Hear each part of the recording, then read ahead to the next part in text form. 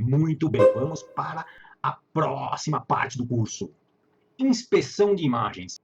Tenha em mente que isolar uma imagem em fundo branco ou em qualquer outra cor não quer dizer que essa imagem precisa ser literalmente cortada como se fosse uma criança cortando um papel e que todas as bordas ficam duras, né? Aquele recorte lá seco que eu tinha falado, tá? Isso não ocorre quando você tira uma foto no estúdio, né? Com fundo branco, onde as bordas elas alteram, né? Você tirando no estúdio, as bordas ficam suaves em algumas áreas e ficam duras em outras áreas, com mais focos mais foco, desculpa, e menos foco, né? Ficam desfocadas em algumas áreas e mais foco. Por falar em estúdio, nem sempre você consegue, eu falo sempre assim, eu sempre estou dizendo, procure resolver o problema na hora da fotografia. Nem sempre você tem um espaço, como num estúdio, ou você não tem um estúdio profissional nem nada, que você consegue ter uma distância do objeto, ou ter uma distância da pessoa, com o fundo branco, para você fazer a iluminação por trás, para já conseguir iluminar atrás e fazer já um isolamento totalmente assim, à base de luz. Né? Com a luz branca você já resolve uma boa parte aí de isolar. Então você não vai perder tanto tempo no isolamento que já vai estar a área isolada branca. Então, muitas vezes por isso você vai ter que fazer na edição. Então, para o caso também que você não tem um estúdio, não consiga resolver o problema, se você consegue resolver o problema de isolar, quanto mais você conseguir resolver o problema, aquilo que eu falo na hora de fotografar, melhor. Se você já consegue ter um espaço, consegue botar luz atrás e já isolar com iluminação, tem aparelhagem para medir luz e tudo tal, maravilha, porque você já resolve boa parte de isolar com a própria luz e na hora de fotografar, tá? E não vai resolver tanto no pós-processamento. Agora, se você não tem tanto espaço e ainda vai permanecer muita sombra, muita coisa, você vai resolver no pós-processamento aqui, como eu vou mostrar aqui a hora da edição e para você isolar a imagem, tá bom? Saiba que uma imagem isolada não tem sombras, ela é totalmente isolada. Nas palavras-chave em inglês o pessoal usa isolated on white. Caso contrário, o termo é em fundo branco, ou seja, on white background. Tá? O que acontece? Algumas agências, alguns inspetores, se você coloca isolated on white, isolado em fundo branco, e sua imagem contém sombra, a sua imagem pode ser rejeitada. Por quê? Porque ela não está isolada, ela tem sombra. Então, ou seja, uma imagem isolada é que ela está isolada, ela está recortada toda num fundo branco. Tá? Caso contrário, ela não está isolada, ela está apenas em um fundo branco. Então, se a imagem contém sombra, né, ela está toda num fundo branco e contém sombra, né, a pessoa em pé ou um objeto com sombra, ela não está isolada. Ela está em fundo branco, contrário de uma imagem isolada. Então, presta atenção que algumas agências podem rejeitar só pelo fato de colocar que você colocou a palavra-chave isolada e sua imagem não está literalmente isolada, ok?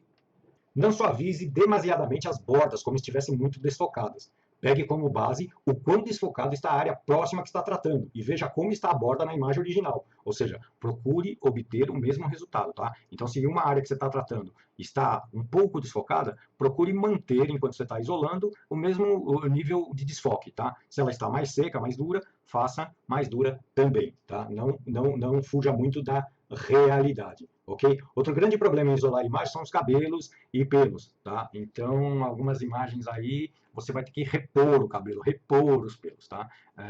Em objeto, às vezes, nem vai ter que repor nada, né? Você só faz o contorno e acabou. Recortar cabelo é uma parte mais difícil, né? Mas não que seja impossível, ok? E presta muita atenção para não deixar aí resto de sujeira no fundo branco, tá? Mesmo você fotografando com luz no estúdio que eu mencionei e tudo, às vezes pode ficar alguns pontos de pixel perdido na área branca, né? Então eu vou mostrar algumas técnicas aí que você pode forçar os níveis no Photoshop e que ajudam a localizar tal problema, ok? Vamos para a próxima modalidade de rejeição que pode ser encontrada aí nas agências. Aberração cromática, ou também conhecida como chromatic aberration. Essa rejeição, aberração cromática, ela informa que sua imagem pode conter contornos ou bordas, tá? Desfocadas. Mas esse desfoque aí na borda, elas são só de uma certa cor. Ou ela fica magenta, tem áreas que ficam amarelas, tem áreas que ficam verdes e assim por diante, tá? O porquê disso ocorrer? Pode ser desfoque, esse desfoque pode ser por causa de refração, tá? Ou por causa da curvatura da lente, tá bom? Isso ocorre muito na diferença também de claridade entre um objeto claro e um objeto escuro, tá bom? Então você pode, muitas vezes você vai perceber essa aberração, por exemplo, num prédio contra um céu claro. Então você vai ver um prédio escuro ou uma silhueta, alguma coisa, e um céu, ou árvores também, né? Você vai ver a folhagem das árvores em volta, contra um céu também, e você vai perceber isso. Vou mostrar aqui o exemplo dessa imagem aqui, da pedra, né? E o céu. Então aqui, por exemplo, ó, vou dar um zoom aqui, e você pode notar que ao lado da pedra, aqui no contorno, a margem que eu citei, aqui nós temos uma margem esverdeada ou uma margem azul, ok?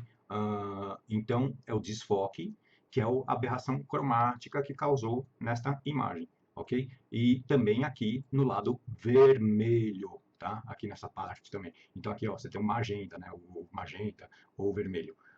Nesse pedaço da pedra também. Esse nome também, o pessoal também fala que é o Purple Fringe, né? Que é uma franja, né? Uma franja púrpura, tá? Então, o que você deve fazer para evitar esse tipo de acontecimento, tá?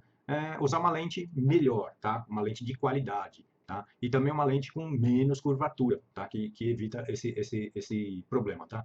Caso você note também esse problema aí na foto, no momento da foto, tenta fechar mais a lente, tá bom? Que isso pode dar uma amenizada. Mas você também vai conseguir corrigir esse problema aí manualmente, tá? No curso eu vou abordar aí na hora que você abre o arquivo RAW, você vai conseguir dar na abertura do arquivo RAW, na hora do tratamento, tem um jeito de amenizar isso daí. E depois que você abrir o arquivo RAW, eu também vou dar ensinar um truquezinho aí, que você consegue minimizar bem isso daí, tá? Existem plugins também no mercado que resolvem isso daí, mas não há necessidade de ter esse plugin, porque com esse macetezinho aí que eu vou ensinar, você consegue já resolver este problema, ok?